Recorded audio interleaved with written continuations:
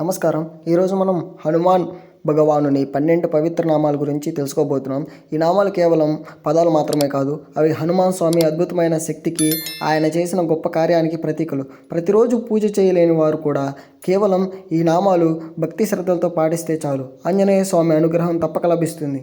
ఇప్పుడు ఆ 12 శక్తివంతమైన నామాలు ఏంటో, వాటి వెనుక ఉన్న మహత్యం ఏంటో చూద్దాం. మిత్రులారా, ఇప్పుడు మనం ఆ పవిత్రమైన 12 నామాలు భక్తితో పాటిద్దాం. ఓం శ్రీ హనుమతే నమః. ఓం శ్రీ అంజనాసుతాయ నమః. ఓం శ్రీ వాయుపుత్రాయ నమః. ఓం శ్రీ మహాబలాయ నమః. ఓం శ్రీ రామేశాయ నమః. ఓం శ్రీ పాల్గుణ సఖయ నమః. ఓం శ్రీ పింగాక్షాయ నమః. ఓం శ్రీ అమిత విక్రమాయ నమః. ఓం శ్రీ ఉదాదిక్రమణాయ నమః. ఓం శ్రీ సీతాశోక వినాశాయ నమః. ఓం శ్రీ లక్ష్మణ ప్రాణదాతే నమః. ఓం శ్రీ దశగ్రీవ దర్పణహరిణే నమః. ఈ నామాల యొక్క అర్థాలు తెలుసుకుందాం. ఈ నామాల అర్థాలు చూసుకుంటూ పడిస్తే మనకు మరింత శక్తి లభిస్తుంది. అంజనీ సుత, అంజనీదేవి పుత్రుడు అని అర్థం. వాయుపుత్ర, వాయుదేవుని కుమారుడు అని అర్థం.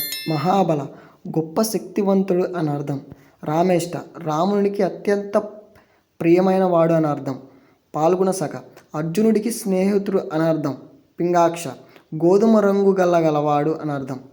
అమిత విక్రమ, అపరిమితమైన ధైర్యం గలవాడు అని అర్థం. ఆదిక్రమ, సముద్రాన్ని దాటినవాడు అని అర్థం.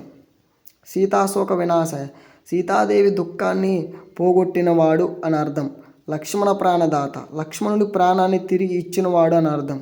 దశగ్రీవ దర్పణ, రావణుడి ఆగ్రహానికి నాశనం చేసినవాడు అని అర్థం. ఈ నామాలు పఠించడం ద్వారా హనుమాన్ స్వామి మనకు బలం, ధైర్యం, ఆత్మవిశ్వాసం, విజయం ప్రసాదిస్తాడు. మిత్రులారా, ఈ 12 నామాలు భక్తితో పఠిస్తే మీ జీవితంలో ఎలాంటి కష్టాలైనా సులభంగా అధిగమిస్తారు.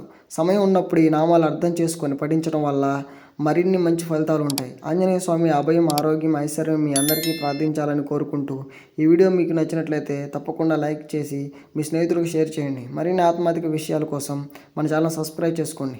ధన్యవాదములు.